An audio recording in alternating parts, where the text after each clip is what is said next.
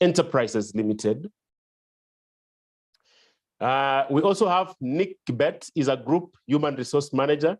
He's also a wage council member, so he knows about issues of finance and how wages are determined. We also have our award-winning trendsetter, Nelson. Nelson, before we start our conversation, kindly tell us who have sponsored this particular conversation.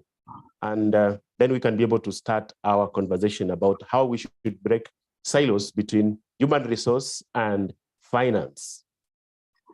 Okay, thank you, Richard, and thanks to our speakers who have made it to this program for today, a discussion that I value so much, being that I have ever worked in finance department. I know most of you doesn't know. I've been in the finance department some time back. Then I've also been HR. So by then my legs were into in those two departments. So it's a topic that will be good for us to look into, in that we're saying that HR systems actually will lead to a working relationship that can be guided than what we can see today. We're giving an example of us we are the owner of the data that we have in for employee information that we key in, but the finance, we need this data to help them do KRA returns. So we bring in a new employee to come into the company, but now who needs to do what? Yeah, and with what data? So if you are having a system, then we'll have to communicate. So how do we communicate seamlessly? So before we start showing the system side of things, of what a system can do, we said that now, can we discuss about this topic to understand these silos and how do we break them? And that's where I got Felix and Nico coming together to help us expound on this. So I'm always glad to host all of us into this program. And the aim for this program every Thursday is to make sure that HRs, we understand what systems do we have, what technology is there in our environment, and how do we use them. So it is up to us to learn these systems and to actually work with them appropriately, because we are the change managers in our companies.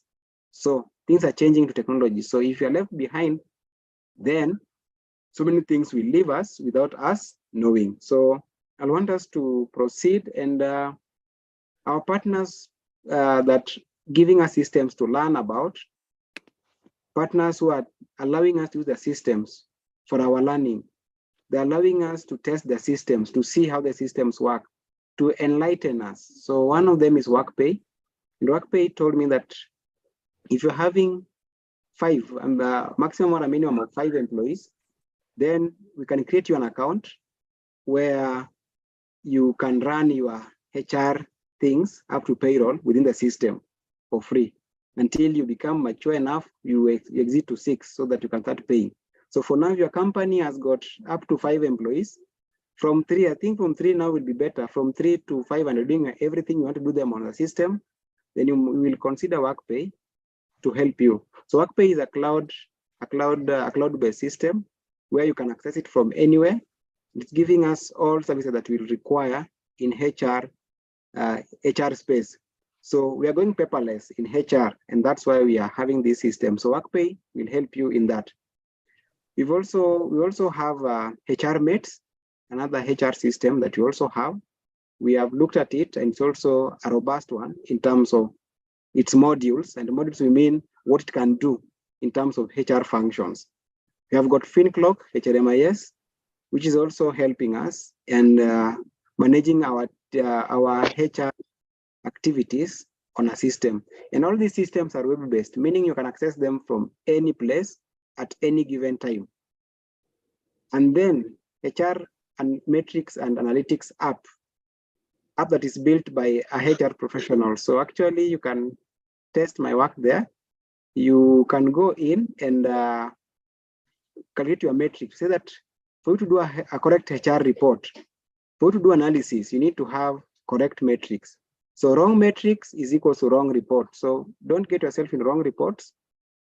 Go to Play Store if you are on Android, download the app and register, then come back and use it for free. So, and that's where I got my medal, amongst others, to be the HR trendsetter. Then you're having Paragon People Solutions, which is a firm that will help you in terms of HR consultancy. So you can reach out to them. So now our top learners, we had Ivan, Muturi, Roberto, Catherine, Lydia, and Wycliffe Omwenga. And Lydia and Ivan has redeemed their awards. So I want to, Roberto, if you are in, Catherine and Wycliffe, we say that we are going to give 250 shillings worth of airtime to just appreciate your attendance. So you can text me or on the chat section, or you can use the number that is there to just reach out to me so that I can share that airtime. All this is organized through a firm called S. Endurance Limited, where we offer consultancy in terms of HR systems and HR analysis. So if you are doing your board reports, you want to do some surveys, then don't need to go to any other person without passing to without passing through us, S. Endurance Limited, for us to help you in doing whatever you want to do. If you're looking to onboard a new system, please, before bringing in a wrong system, allow us to help you so that you can get the right system for your company. So thank you, Richard. And I want to allow you to proceed and welcome each and every person to this session. Thank you. Nelson, thank you very much for that elaborate introduction of the topic plus the sponsors of this particular conversation. My good friend Wambua, what is strategy before we go into the topic? Tell us what is strategy. There's a confusion. We have so many definitions of what strategy. If we do not understand what is strategy, then we will not be doing strategic things. What to you, as a strategy manager and as a finance person, what constitutes strategy? Thank you, Richard. For me, I can summarize strategy into 3 words. It's purpose, people, and profit. Now, I think the matrix is, for the longest time, people always coming last. But for any strategy to work, that is, what is the company aiming to achieve? What is the direction of the company, and how do we create a rank between people, purpose, and profits? So a strategy is just a blueprint of what a company is trying to achieve, the direction that is set, and how each department comes into play to make sure that the company realizes the vision, the mission, and the strategic objectives. It is starts from the top management, but well executed by operational departments and maybe now the foot soldiers. Thank you, Richard. Thank you very much for that definition or distinction of what is strategy. You've said strategy is purpose, it is people, it is profits. Which one comes first? Is it purpose? Is it people? Is it profit? Which one do you think should come first, or they are equal partners? Thank you, Chad, for that. I think that also forms the base for today's discussion, because that is where the war is. People versus profits. HR, it's about people.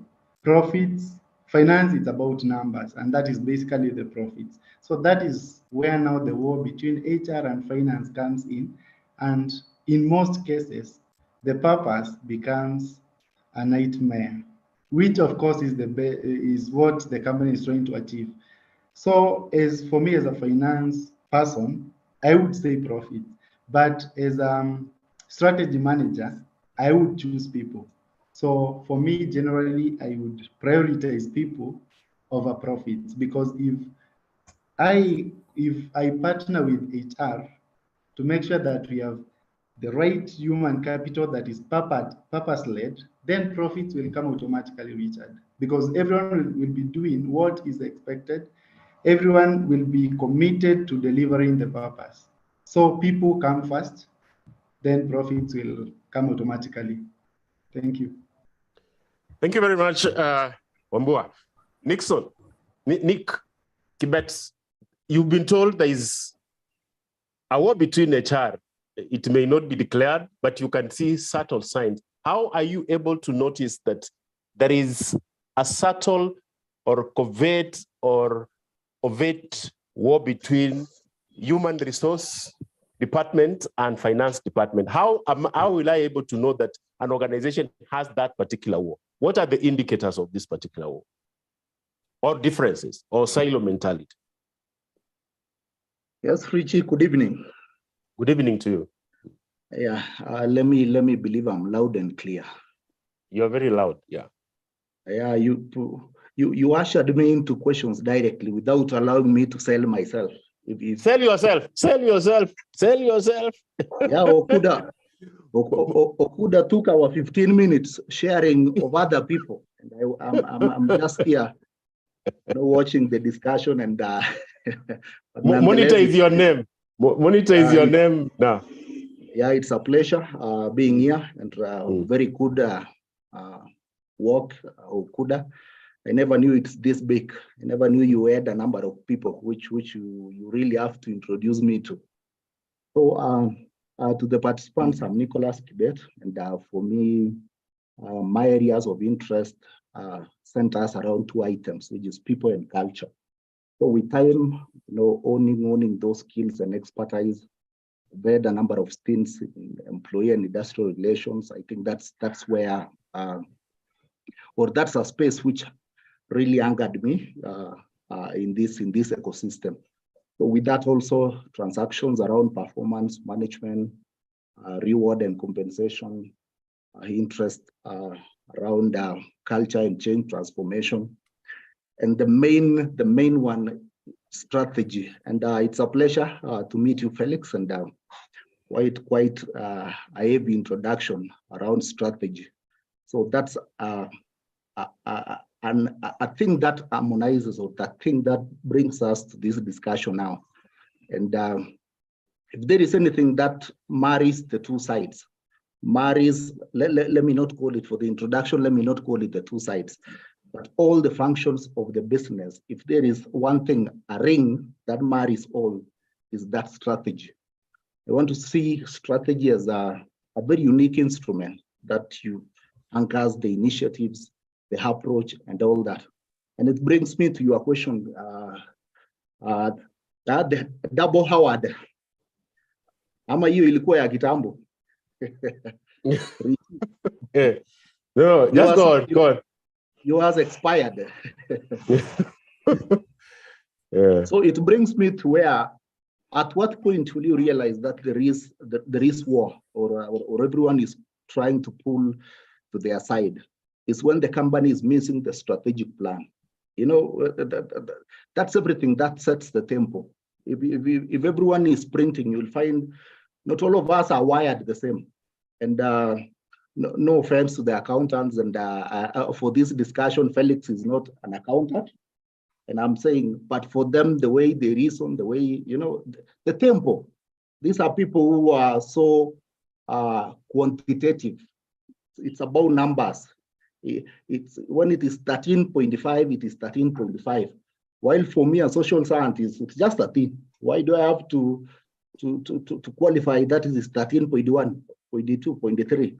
So I think that's where it brings the speed issues. As a social scientist, there are some areas I really want to sprint. There are some areas I really want to, while for the other people, they might have issues running with that because they want to be sure on which journey they are taking the company to. So that's a space where it will bring friction. Later in the day, or 6 years, or 6 months, 1 year down the line, is when the company will realize, maybe for this other person, let me call myself a vision bearer. I had seen 12 months down the line, but there is a number of persons that requires to be convinced that this journey will have to be measured this and this way. We all end up the 12th month aligning on what we had pursued. But I want to believe for another person, you have slowed him so much You know, I always say a situation where you slow at the fastest to empower the slowest. So for me, the friction is around there. But where everyone is on the same line, I always, you know, for the companies I consult for and working on their strategies, could it be performance management system, I talk about sensitization, you know, bring everyone on board. Once everyone is there, then trust me, impact is a function of clarity. If there is that clarity and everyone understands where we are heading to, then trust me, Felix will appreciate the number 7 I have to play on. He will also understand why he has to be at number 5. You understand? But where there is no clarity, then everyone will want to be a scorer.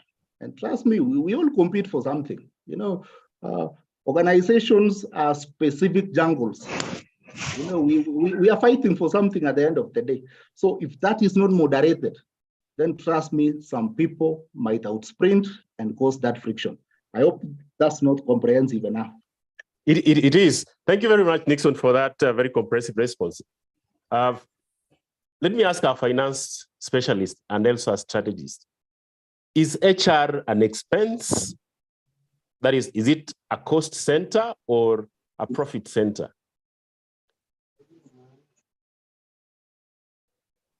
Thank you, Richard. For me, it is a profit center. Here HR is the head of human capital. Of course, in a business, we have the financial capital and the human capital. When talking about financial capital, we just talk of assets that appear in the balance sheet. But truly, the key drivers of performance is people. So that's where now the human capital comes in. So now it's about the transformation in thinking. How do you put the human capital into play in the journey to profitability? And that's basically now the strategic perspective of it. So for me, it is a profit center. If put into place and well structured, as my friend Nick has mentioned, not everyone being Nelson, you can mute. There's somebody who is disturbing the flow of the discussion. Good. Yes, so I was saying, for me, it's a profit center, but alignment is really needed because remember, HR is the head of human capital. Finance, we are not above the law. We are still under the human capital department. So it is a profit center. If well aligned to the purpose, we get great results, we get great performance, and we get more aligned to the purpose. And the journey to the vision becomes more smooth and seamless. Thank you. Yes, let me ask you a question as a rider to that discussion that you've elaborately given to us. What will make you approve a budget? For example, Nixon brings you a learning and training budget. What will make you not dismiss the budget that Nixon has brought to you? What are the elements you look for as a finance person such that you can approve or disapprove a budget that has been presented to you from HR? I'll probably look at 2 things. Nelson,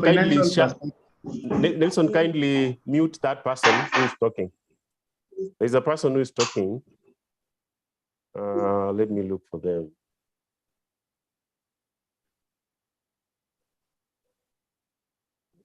Okay, you can proceed. There are 2 things that I would look at. Number 1 is what is the cost?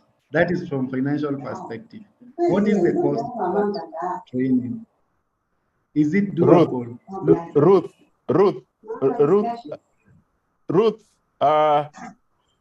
Ruth Kendagol, we are hearing your conversation, please.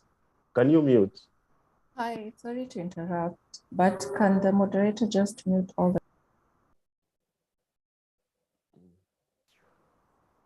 All right, go on. Wamba, you can go proceed, please.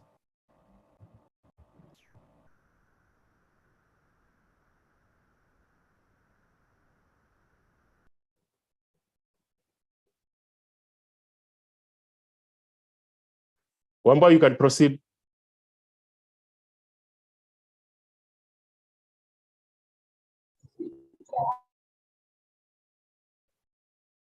Wambua? I think Wambua has a problem, Richard, so maybe Okay. you can. Okay. Okay. No problem. Okay, Nixon, in your experience, you are a trainer, you're a writer. What do you think you can tell your fellow HRs to include in their budget design and development such that the budgets cannot be rejected and create a lot of stress? What do you think should we do so that our budgets are not rejected? Because every other time we take our budgets to the finance people, they normally reject. What should we include in our budgets or proposals? Thank you, Richie. And I've known you for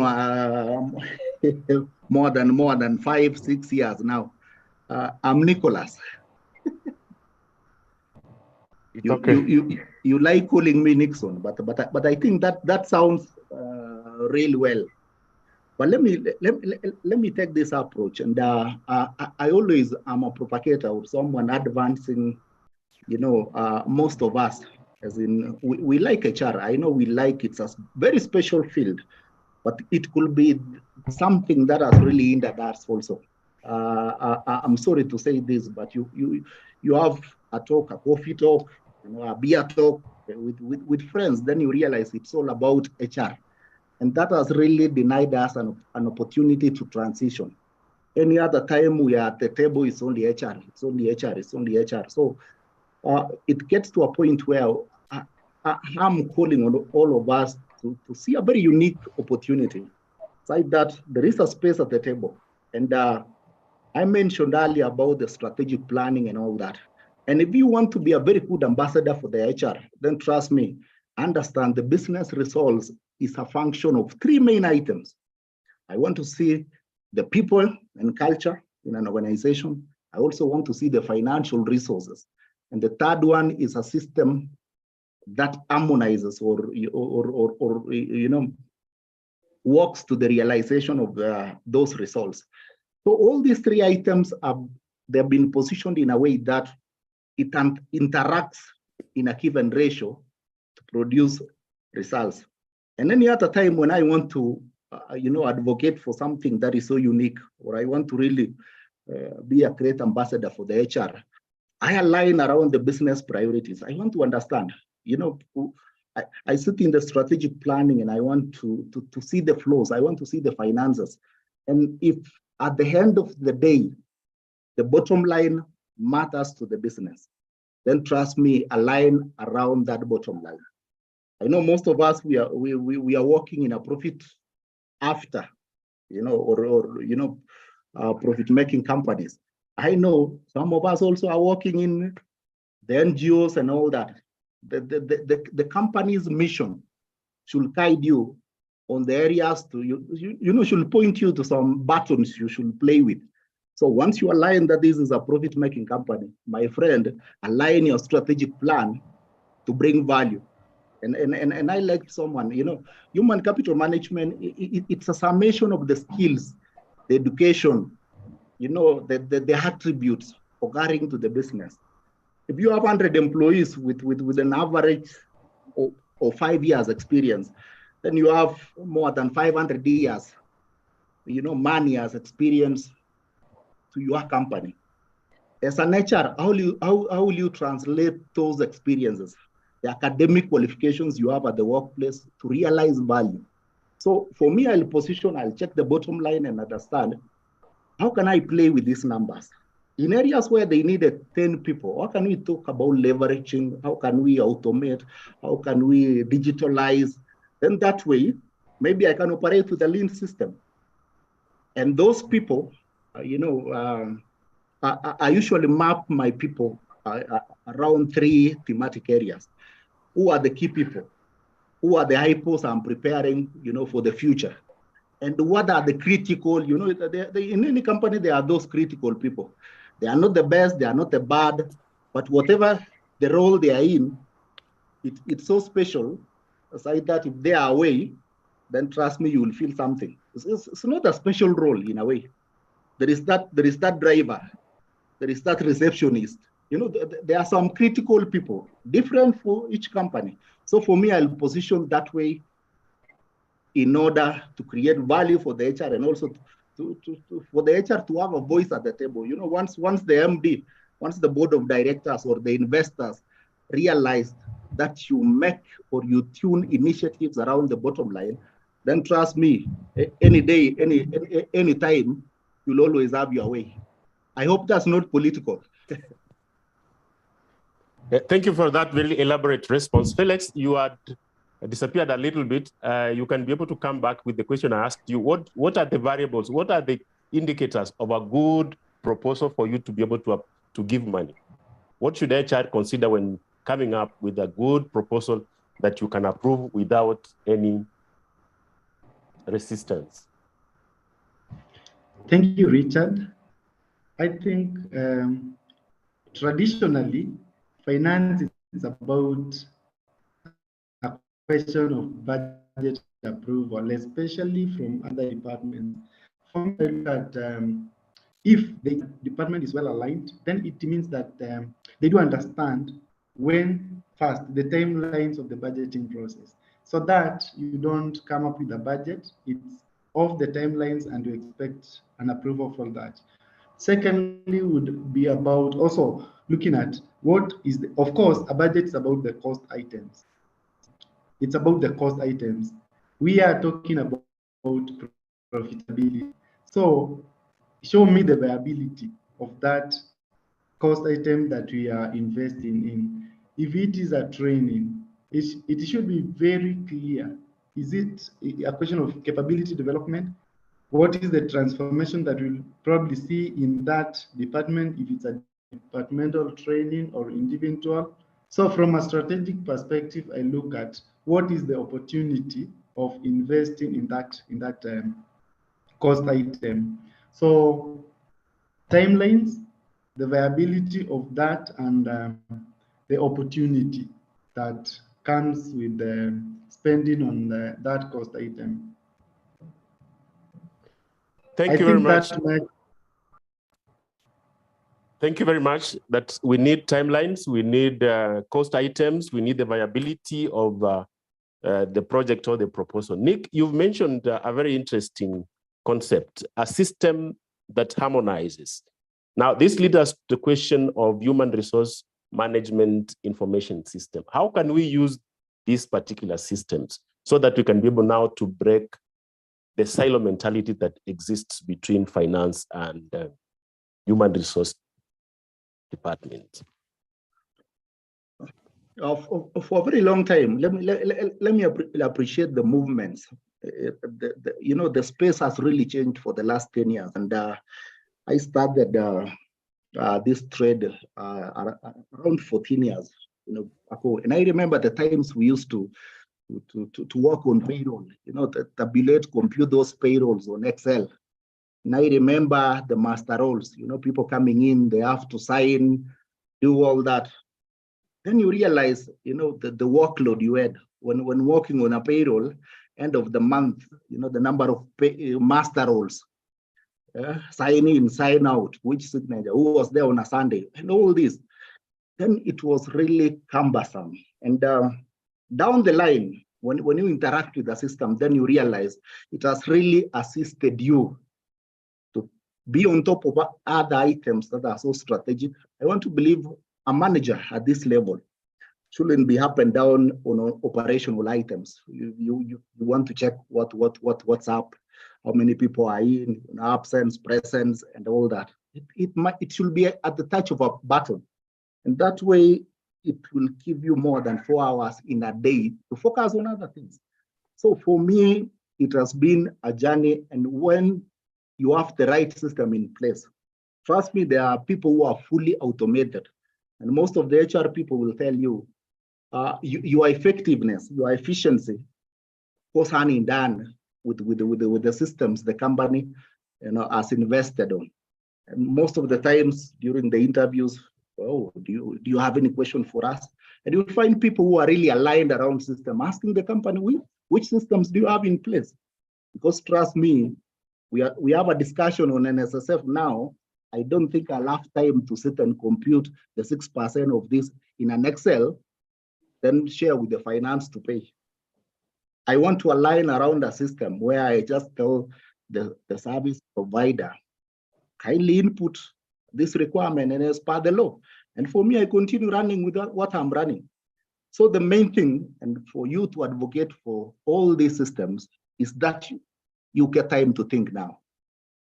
Get time to feel the heartbeat of the business, the motions, the energies, and all that. And that way you'll be in a position to understand the culture of the workplace. You'll be in a position to focus now on employee well-being. How will you focus on benefits while you are running up and down with papers? Those are the items. So for me, trust me, Richie, if you want to hire me tomorrow, we have to have a discussion on the systems you are having. Hey, thank you very much. Thank you very much, Nick, that it is important for HR people to embrace technology because it creates efficiencies, it reduces errors, it gives you time to become more innovative, it gives you time to become strategic. Wambua, there is this thing we call black gold. I don't know if it's black gold. Big data. Are HR people missing on the gold, on the black gold? Because it's the one that now will bring the marriage together, because you function using numbers. Thank you, Richard, for that. I think big data first is we are in the age of big data. We are in the age of automation. We are in the age of artificial intelligence, whereby everything is now about tech. Technology is in the center and also in the forefront of every conversation. So I think I was looking at a research that was done by Gartner. Unfortunately, they said that only 20% of HR professionals were aligned in terms of tech. That was by 2020, the year 2020. That was before COVID. It was an interesting talk, and the findings of the report, because when COVID came, it has actually brought finance and HR together. They are now realizing that we can collaborate, and what can really make us collaborate is we have to look at the numbers. We have to think about people. Now that has also brought up the adoption of big data, which is very critical in the transformation of the business. So HR, I think traditionally it was not about tech. Now it is about tech. It's binding people with technology. Maybe it's about head count analysis, maybe about, it's actually called workforce analytics, and that's where the new age of HR professionals that are coming up are more about tech, and I honestly like the aggression I see with them. Most of the HR professionals in this platform, they are now HR. It's about HR tech talks, which is really shaping up the HR field.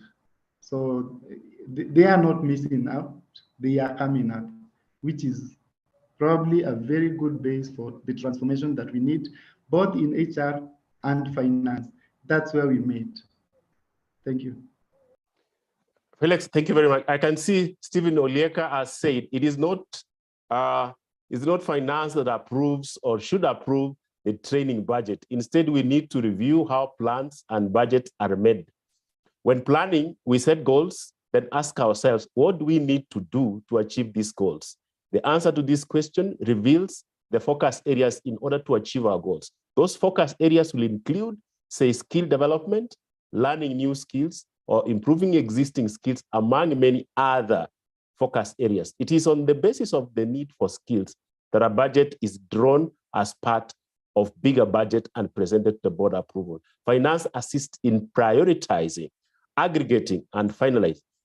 Stephen, can you unmute yourself and try to shed light on what you have just said? Because it's part of the conversation of demystifying that there's a difference between finance and human resource. Stephen, you can unmute yourself and say something on what you have just said. Can you hear me? Yeah, you're very clear. Yes, so, you know, I responded to that question based on the question you presented to Felix. Yes. And also based on my experience as an HR person. And of course, if you look at the silo effect and the issue that finance will always look at themselves as the custodians of money.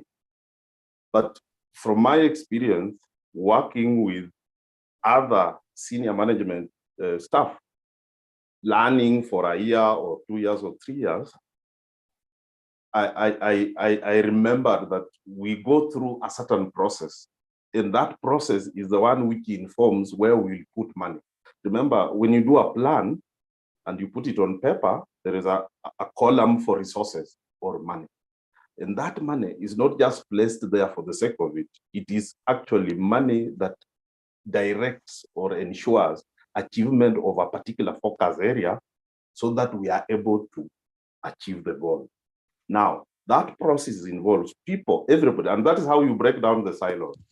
If we are going to say, for example, that we are going to spend some time determining which skills the organization needs so that it can achieve its goals. Now, it's not a decision for HR to make alone. Neither is it a decision for finance to say, this money must be spent only this much on training. No, it's a case of everybody at that leadership table looking at the priorities for the organization. For us, for example, to implement or automate the organization, to implement an HRMIS, for example, then it means that we'll buy the system, so we need money. But also we need to train people so that they use that system effectively. And we need to ask ourselves then, what are the skills that we need? On one side, we have the IT people who need the support skills to be able to support that system so that it is continuously available for use. On the other side, we have users.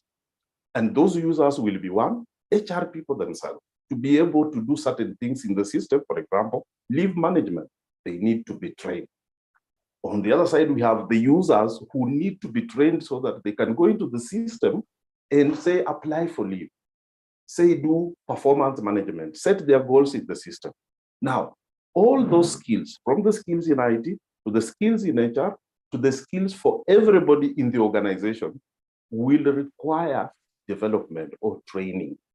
And therefore, we look at all that and we say, what is important? Important, first of all, IT people must be able to support the system. 2, HR people must be able to administer the system. And 3, employees must be able to use the system. And then we have to buy the system. So those are 4 costs. 1, to buy the system, but 3 costs. IT people need to have skills to manage the system. HR people need the skills to be able to administer the system. And the users need the skills to be able to log into the system and manipulate the system the way they need. All that then is agreed by the senior management people that we need an IT system for HR and we need the skills to be developed so that everybody is effectively using that system. And we budget for that. And thank you very much. Finally, we go all of us to board and present and say, we have prioritized the HRMIS, and these are the costs that are involved, and all of us are in agreement that we need this money to successfully implement the system. Thank you. Thank you very much for that very good analysis of how we should do these things.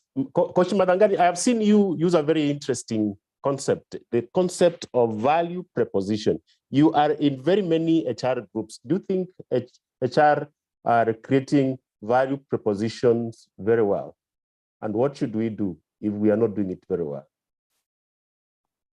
Thank you, Richard. Can you hear me? Yeah, you're loud and clear. Yes, very interesting observations and the discussion about the link between HR and finance. I think the key thing is HR must be able to demonstrate what we can call quantifiable outcomes of their expenditure.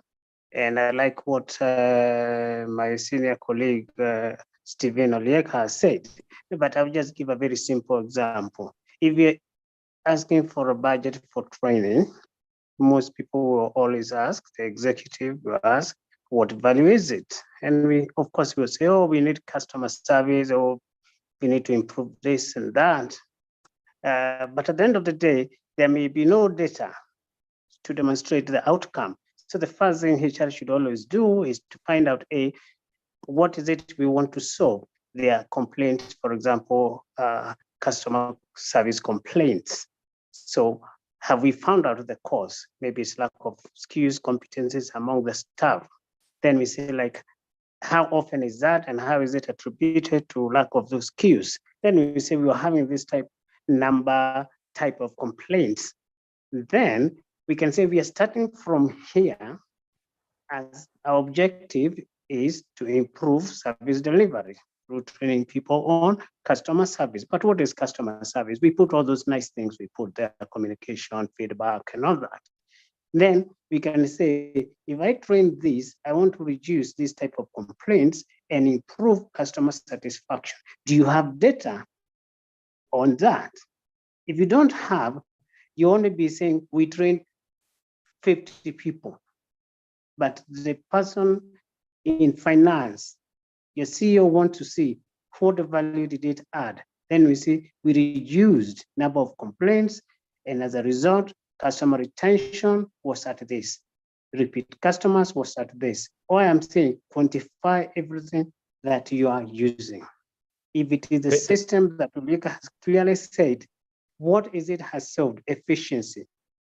Errors were XYZ when you are doing without a HRMIS system, leave approvals, cumbersome, paper wastage, blah, blah, blah.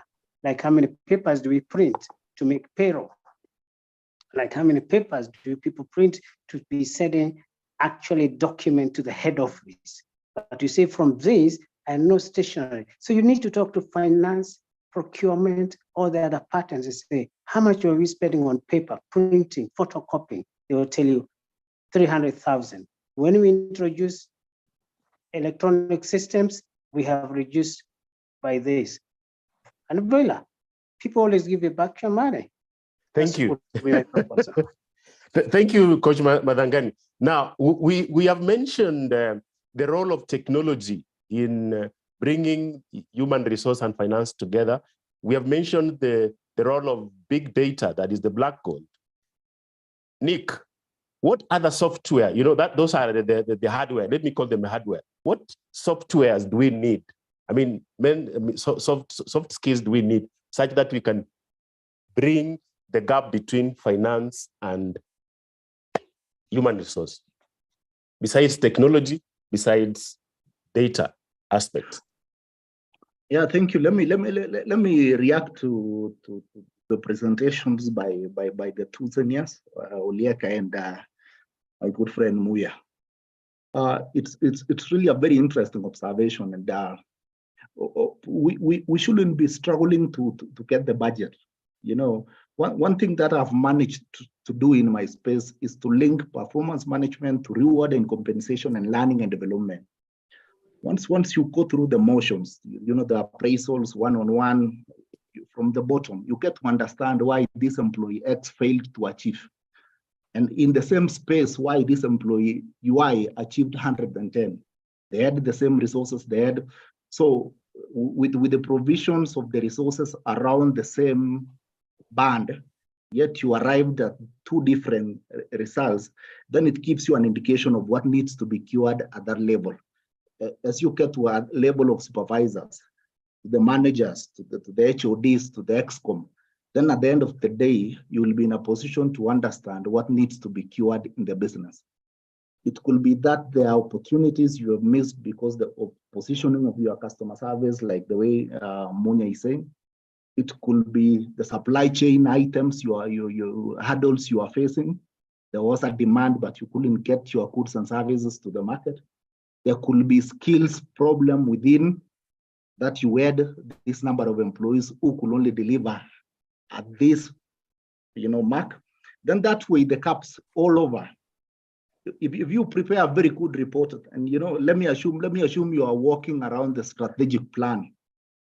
The goalpost is not shifting every year. You understand what needs to happen in 5 years. Then trust me, year 1 is the best year. This is the achievement. We know that these caps. How will we cure the caps? I want to propose this training to cure this gap. How much? I'll want to use 3.5 million to train these people. Then the next year, we understand the impact it had.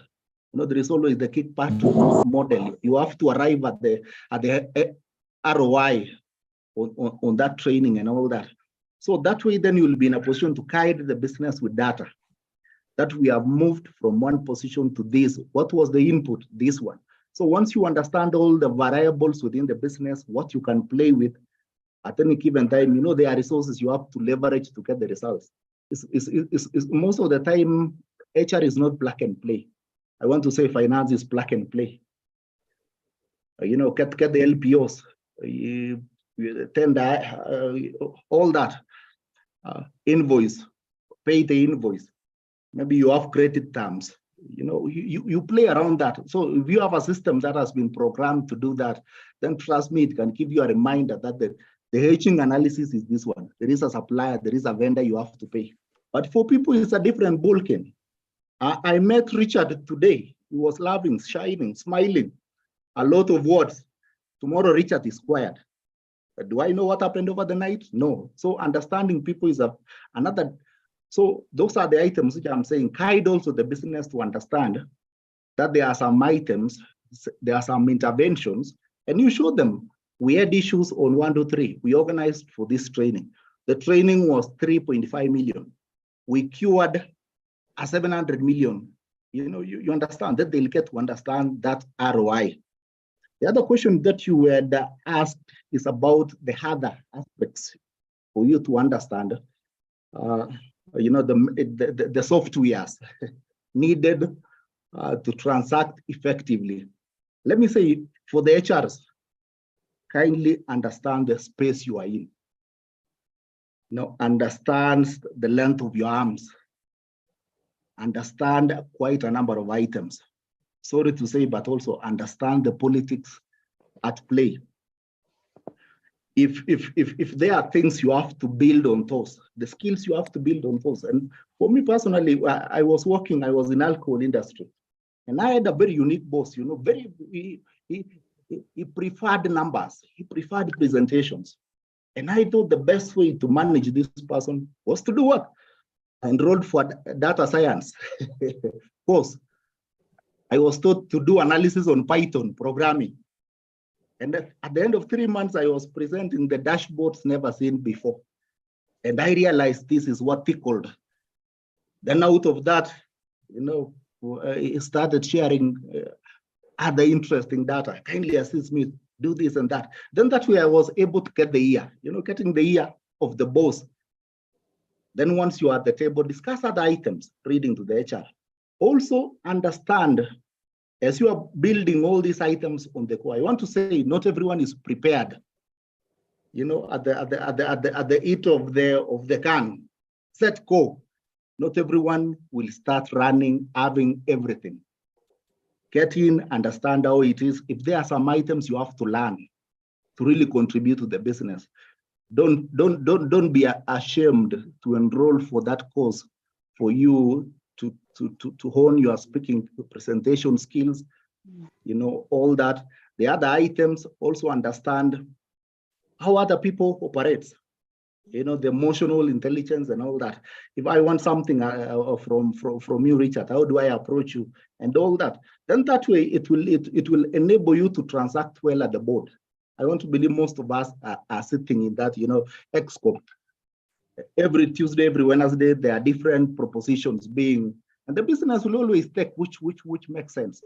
Also understand how to build alliances. Don't run with HR as if it's the only thing for the company. Understand also money matters to more people. Also understand how the balance sheet is looking at. Do not bring your need for the training while the balance sheet is minus. They are running on an overdraft.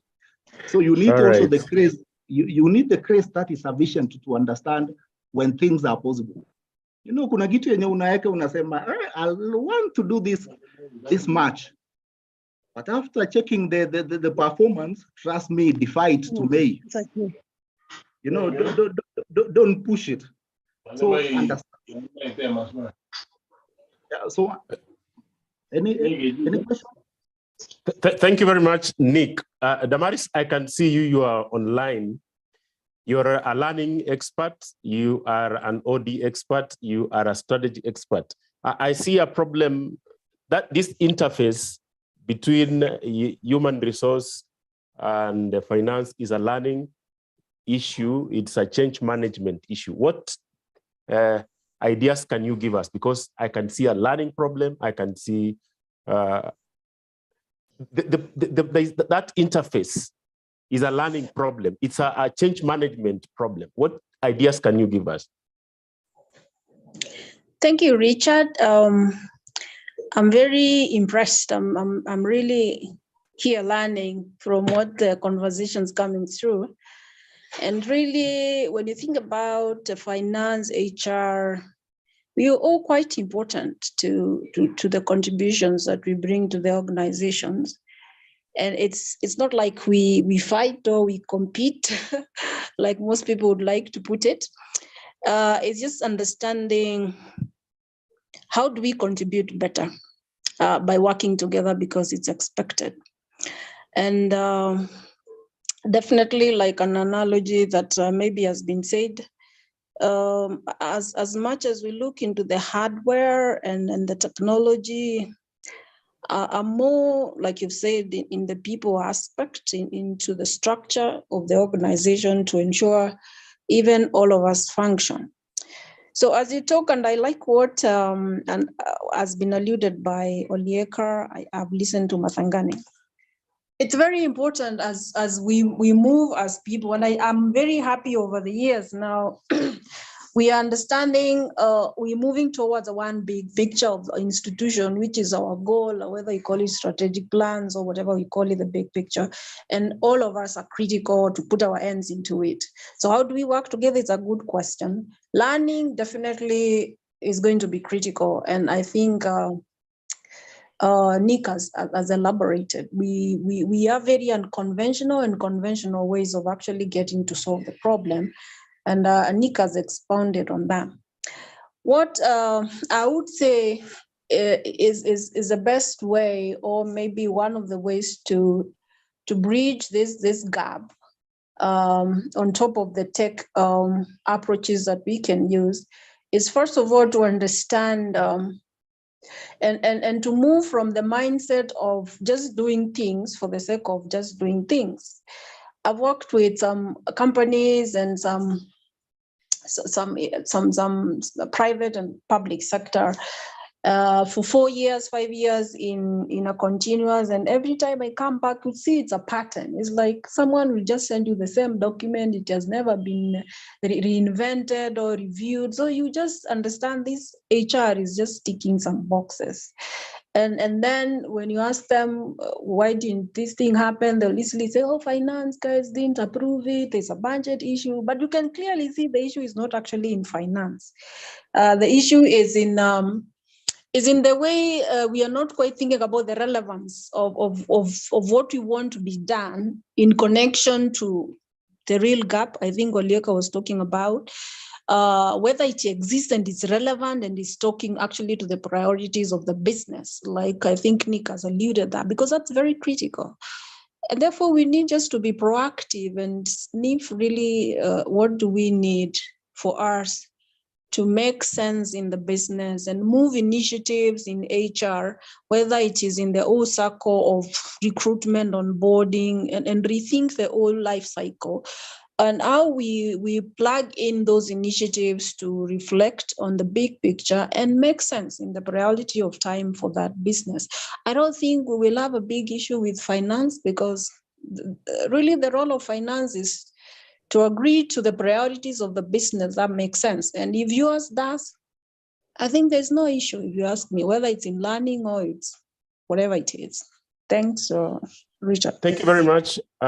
Damaris, Felix Wambua, parting shot on this discussion of creating an interface between human resource and finance. Parting shot.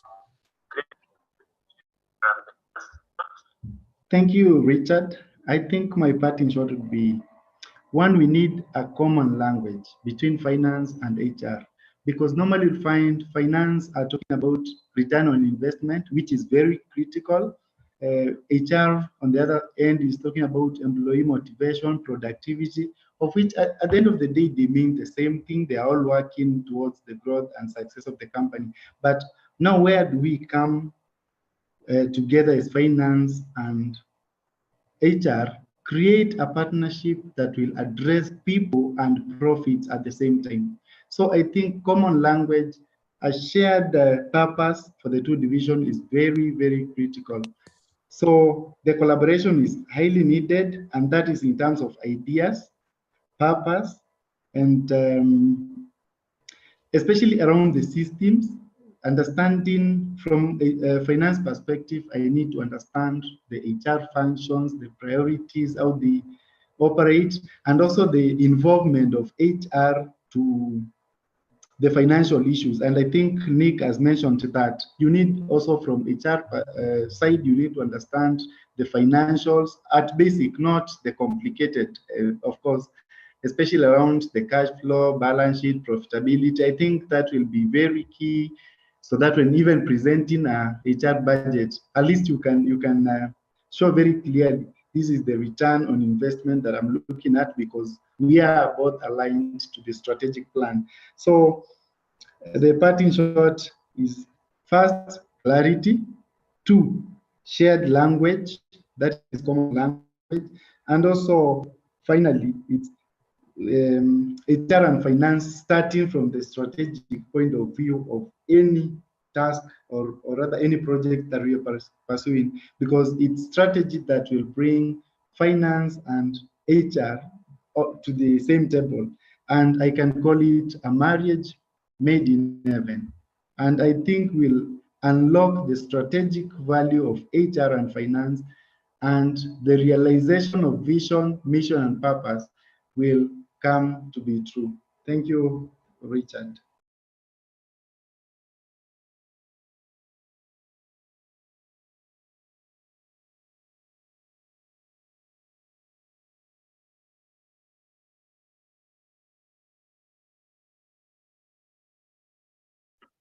Richie, you've been on mute all along.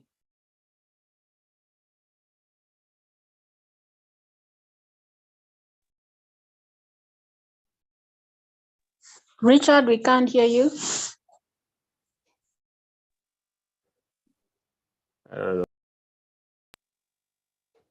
Yes, you can hear you now. I was saying, Nick, what final word do you have to this conversation of consummating or bringing these two important departments of the organization so that they can work collaboratively? What are your parting shots? Mine reaches a complete alignment around the strategic plan. I'll want to see where position your structure to what it seeks to cure us. You know, don't create a generic structure just to react to. And most of the time, I'm seeing people, you know, saying, why should finance, you know, trim the budget and all that? That should be a discussion. You know, you understand, and maybe the HR prepared that budget, not aware of the bottom line, not aware of the functioning and all that. Years back, I had an opportunity to ask the MD what he was running after. You know what? I'm seeking to work on the culture, bring this employee engagement and all that. And he told me, Nick, what mine is only what is in the bank. You know, at the end of the year, then you get to realize we are not chasing after the same animals. You know, the jungle is different. So once you understand that, trust me, the strategic plan will assist you to understand where everyone plays at. And when we are doing, you know, the budget formulation, then everyone is presenting something, seeking to cure something. It's not just tick the box item. You are not seeking to train people nuclear science while you are in farming and all that.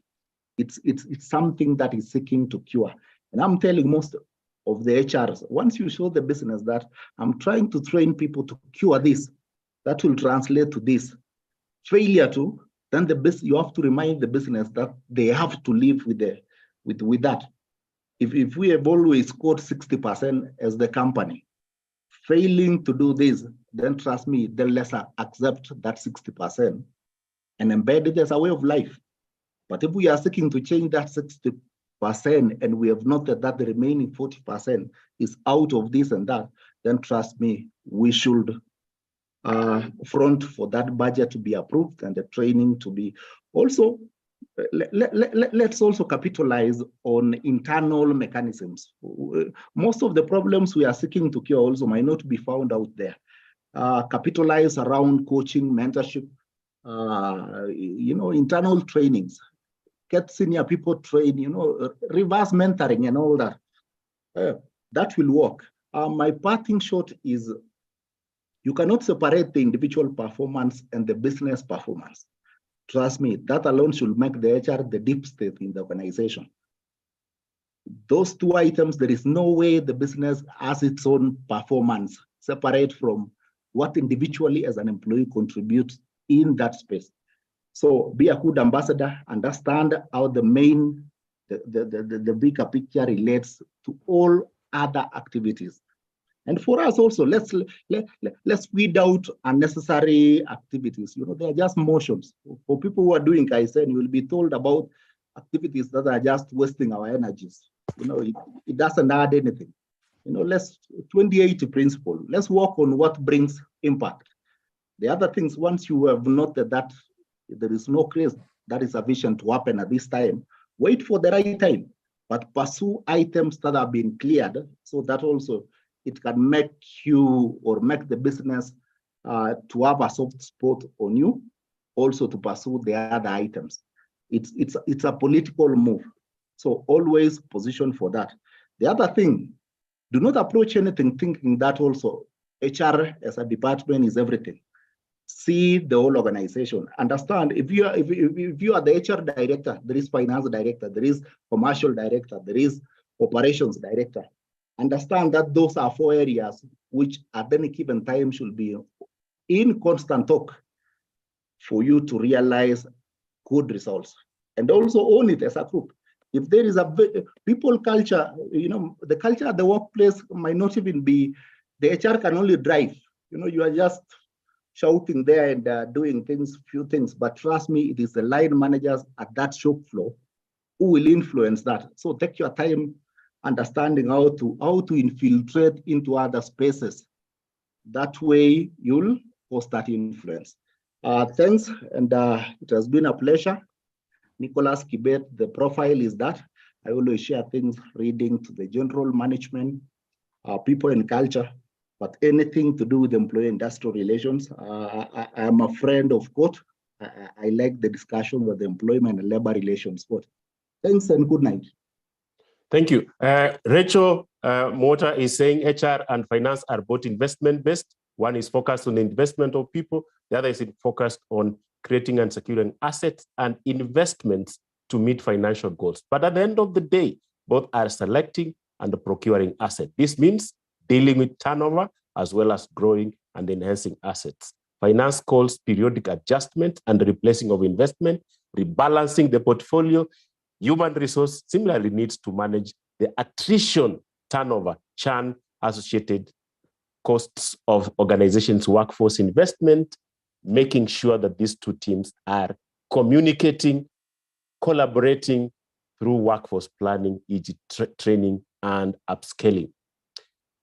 Collins is saying, why do finance people like cutting HR budgets? That one has been ably explained, that if you do not attach data, you do not attach meaningfulness to your budget will not see the light of day.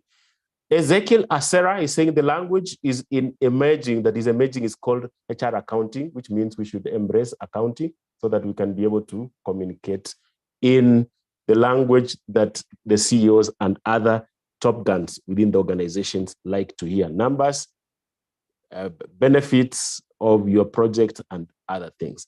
Unless there's something that is burning, Nelson, do we have awards today? Thank you very much, Felix Wambua, for being around. Nick, thank you very much. The contributors, those who have attended, thank you very much. This is your host, Richard J. Magoma. Nelson, you can come and tell us if we have awards to give today. Good evening, Angelica. I'm just happy that you've learned. I think the line that you picked out today is much more than a word that you would give. But I'm still calling for Robert, Catherine, and Wycliffe to text me their numbers so that I'll be able to share with them the airtime that we promised, 250 shillings each airtime, so that they can continue joining us for learning sessions. So there'll be a very good discussion that you've had. And I thought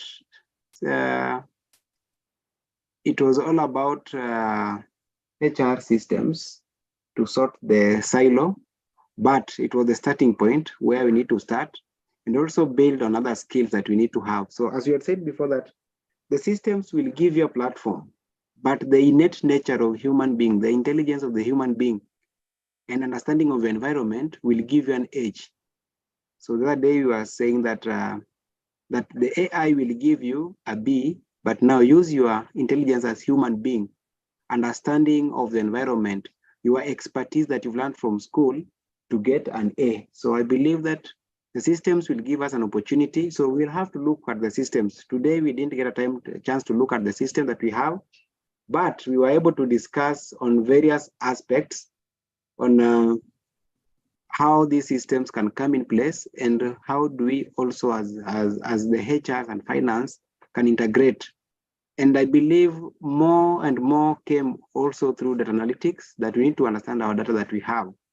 So you can see that all these things that we're talking about revolve around data that we are looking at and how do we make sense of them, so that both of us, we need an evidence-based decision-making at all stages. So I don't want to add much on what has been said, and I'm grateful to have seen my seniors here, Stephen Olieka, Damaris, and Madangani Muya, adding to what has been discussed. And thank you all, and thanks to Felix and Nico for coming through for this session. Angelica, who has been amazing in moderating, a skill that I'm also looking to learn. All of us are learning, so I'm still looking to learn on that. Next time, we need to discuss more. We still need to deal with the finance team and make sure that we understand how to clear the doubts. So I know that topic is already been asked. Someone has asked of that topic on my inbox, asking, can we check on the financial accounts before we look into the system? What system will help us? Can we actually understand how the books of accounts look like? Some of us don't know how the balance sheet looks like. We know, but can't interpret the balance sheet, the cash flows, P&L. So some of us will want to learn about that. So we'll check and see if that one can be done. Then we have professionals around us that can discuss this topic. And thanks all, and have a blessed evening, and see you next week on Thursday for our weekly Tech Talks. Thank you. Thank you very much. You can unmute and say thank you in your language. You can use an emoji. You can use your mother's language. You can use HR language.